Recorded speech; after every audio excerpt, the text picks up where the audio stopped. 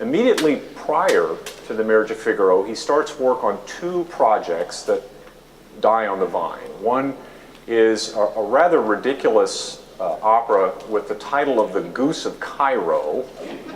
The libretto was provided for him by the man who wrote the libretto for the opera Idomeneo.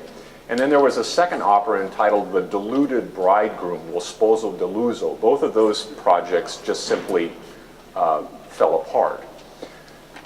So once Mozart latched onto the idea of this play by Beaumarchais, Le Mariage de Figaro, then the ball was rolling, and it was just a matter of time before the work hit the stage. Now, why did Mozart want to write an opera on this? What was it that appealed to him about this particular play? Again, we don't really know, but we can surmise based on what we do know was happening in Vienna. In 1782, a composer by the name of Giovanni Paisiello wrote a setting of the first of Beaumarchais' plays based on the Figaro story, The Barber of Seville. Paisiello was a composer in St. Petersburg, and this premiered in Russia in 1782. It immediately made its way to Vienna, 1783, was hugely popular, enormously popular. So in a sense, what Mozart was doing with The Marriage of Figaro was he was responding to this very successful setting of The Barber of Seville by Giovanni Paisiello. It was a follow-up to that. He realized, I think we can properly assume, that he realized that because Paisiello's opera was so successful, audiences were clamoring to find out what happened, the next story. So Beaumarchais' play premieres in 1784. Immediately Mozart takes advantage of that, approaches Da Ponte with the idea of writing an opera on this, and then in 1786 it premieres. Beaumarchais wrote a third play in this trilogy entitled The Guilty Mother, which looks at these characters many years after the events in The Marriage of Figaro. The date of that play is 1792. Those of you who know your European history and know what was going on in France at the time know that that was a pretty unstable environment. And these characters, these individuals who are part of the nobility, are placed in revolutionary France. They're really representing this old order in complete decline. That particular play is not done as often as either The Barber of Seville or The Marriage of Figaro. There was an operatic treatment of it by the French composer Darius Milhaud. And those of you who are familiar with the opera The Ghosts of Versailles by John Corigliano that the Met did a number of years ago, that was suggested, as it says in the libretto, suggested by Beaumarchais' third play, The Guilty Mother. What we know about that play? Well, the most important thing is that the Countess Almaviva, and Cherubino, the young page, have a child together. That's the guilty mother. In Beaumarchais' play of The Marriage of Figaro, the relationship between the Countess and Cherubino, or Cherubin, is much different than it is in the opera.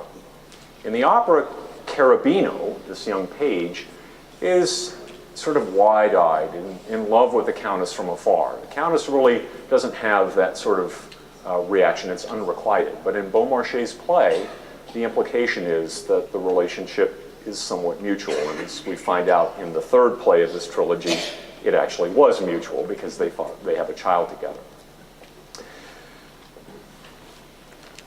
Again, what we know about this play comes from rather incomplete sources, and I want to quote one other very brief reference. Again, Mozart's father writing to Mozart's sister, Nannerl. And this is shortly before The Marriage of Figaro is set to premiere. The date of this letter is April 28, 1786, so just a few days before the opera is to premiere. Leopold writes, "Today your brother's opera, Le Nozze di Figaro, will be staged for the first time. It will be remarkable if it succeeds, for I know that extraordinary cabals have been mounted against him. Salieri with his followers have set heaven and earth in motion yet again to defeat him. I wish I could tell you that we knew this was true, but we don't. This is the image of Salieri that we get from Amadeus, right? And there's a very famous scene in the movie where Salieri is providing a voiceover narration to the premiere of The Marriage of Figaro, and he's sitting up in his box and he looks down and he says, and then the unimaginable happened. The emperor yawned. And with that, the opera was, in a sense, doomed to failure.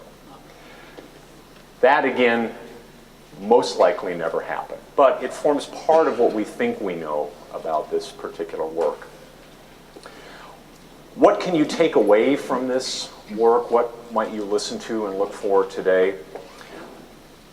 I'll give you a little clue as to what I think is probably the most important aspect of The Marriage of Figaro.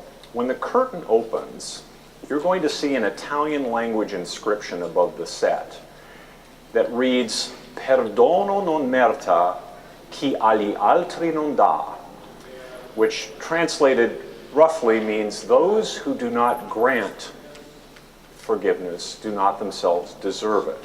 It's a line from the Act 2 finale of The Marriage of Figaro, and it points to the idea of reconciliation and forgiveness.